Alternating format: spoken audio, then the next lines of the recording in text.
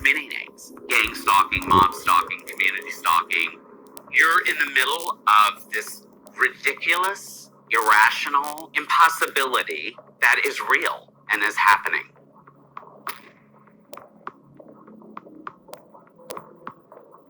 First, The Guardian revealed the National Security Agency is collecting telephone records of millions of Verizon customers. You can surveil someone through their phones, through their, certainly through their television sets. The last year and a half, he's been systematically followed by a group of people. Does the FBI use drones for surveillance on U.S. soil? Yes.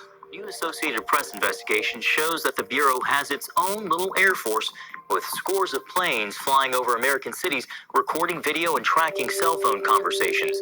He has a man outside of his house in a hood, like basically like a hood that looks, Well, this almost sounds like gang stalking or something. Have you heard of that? Many of the things that victims of gang stalking describe are also symptoms of mental disorders. We're not having a group hallucination. This is actually something that's happening.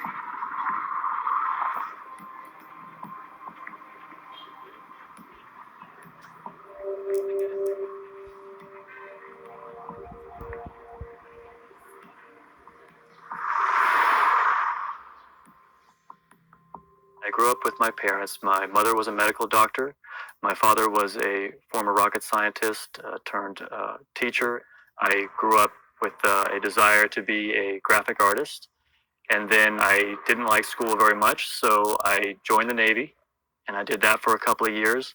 Didn't like that too much, so I came back to LA and basically lived in Los Angeles as a homeless man, just living on the street. I had my truck with a shell, and I worked as a handyman or construction jobs that I would get. The gang stalking experience started for me when I noticed these black SUVs and other police vehicles driving slowly along the street, but they never came up to me or said anything. And then I had 7 or 8 helicopters hovering directly over my apartment, and then it goes, oh my, and it keeps happening, and it begins to dawn on me that something is going on, and this continued on. Here comes the gang stalking helicopter. Here it comes. It's confusing to humans trying to understand gang stalking. Why would they do this to me? Why would they do these weird, petty little things that, may even just irritate me at some moment? If you were to ask me what gang stalking is, it's a way to slowly kill people using their own decisions. See, we're getting one of our friends here. I don't know if you can hear that on the audio, but we're getting a buzz right now. And on certain topics that I'll bring up, I'll get buzzed. My understanding of gang stalking is that a number of people have found each other on the internet who believe that they are being targeted for harm. So there's this concept of hypervigilance, right? Which is that your threat assessment centers get locked into a position that is too high. They're warning you all the time about things not necessarily untrue, but that you would feel better not worrying about. Being of the opinion that you had to constantly look around and figure out what might be threatening to you, or else your life would be at stake, would lead to you not just seeing connections that weren't there, but erring on the side of safety when you see a connection that might or might not be there.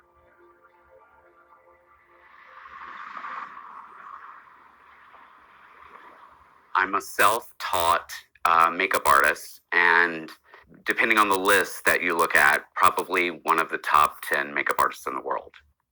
I think that just my life experience, me being around famous people all the time, what paparazzi photographers do to them, what normal people do to them if they go out in public, there'll be a gang-like reaction.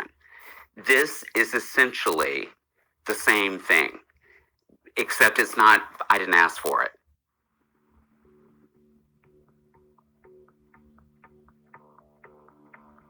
In my experience, it started over a year ago.